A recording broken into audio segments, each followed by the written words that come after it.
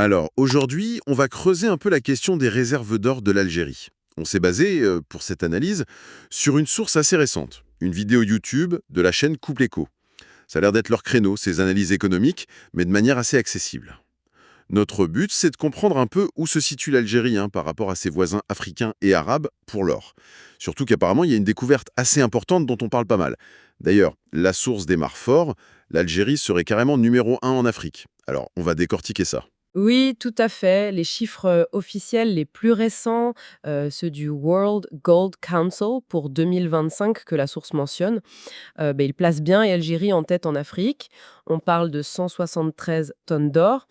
Et ce qui est vraiment frappant ici, c'est que ça la met devant des pays miniers qu'on connaît bien, hein, comme l'Afrique du Sud, mais aussi la Libye, l'Égypte.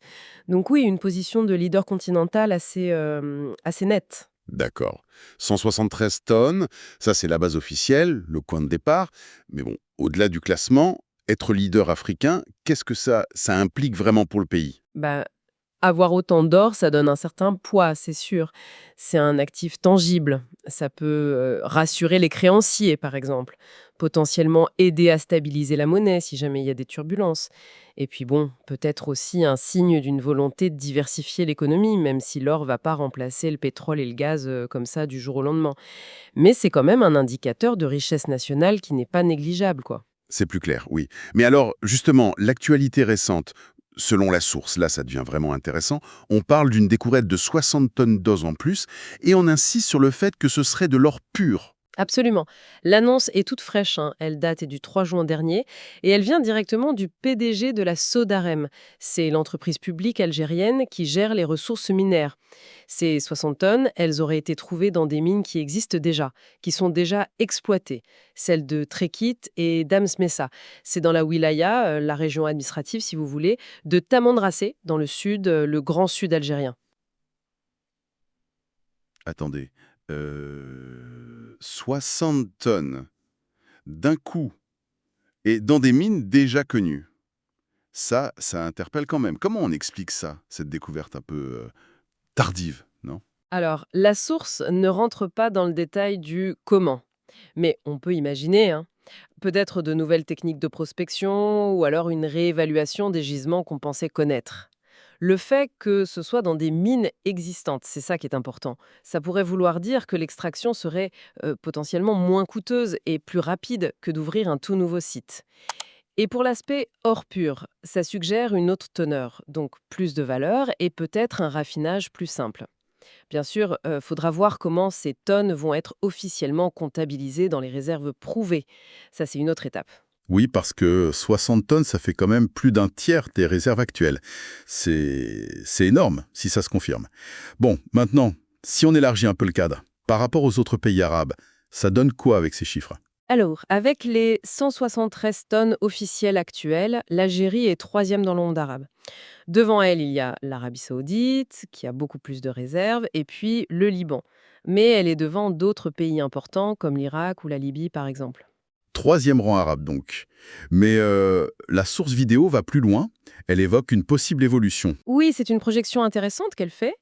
Bon, ça reste spéculatif pour le moment, évidemment. La source suggère en fait que le potentiel de l'Algérie pour trouver encore plus d'or, il reste important. Le sous-sol est riche. Et en même temps, elle estime que pour le Liban, ce serait plus compliqué d'augmenter ses propres réserves de manière significative.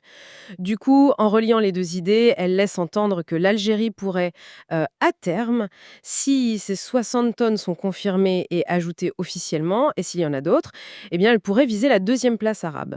C'est une perspective assez ambitieuse, mais ça dépendra de la confirmation de ce potentiel et surtout de l'intégration de ces nouvelles tonnes aux chiffres officiels, ceux du World Gold Council, c'est bien ça. Il y a une différence entre une annonce d'entreprise et une réserve reconnue internationalement, j'imagine. Tout à fait. Il y a souvent un processus, hein, des étapes de validation avant qu'une découverte soit vraiment inscrite dans les statistiques mondiales. C'est pas immédiat, mais la dynamique est là. C'est ça qu'il faut retenir. L'accumulation de ces réserves, qu'elles soient déjà officielles ou en attente de confirmation comme ces 60 tonnes, ça montre que l'or prend une importance stratégique de plus en plus grande pour l'Algérie. Clairement, pour ceux qui suivent l'économie de la région, c'est un facteur à surveiller de très près.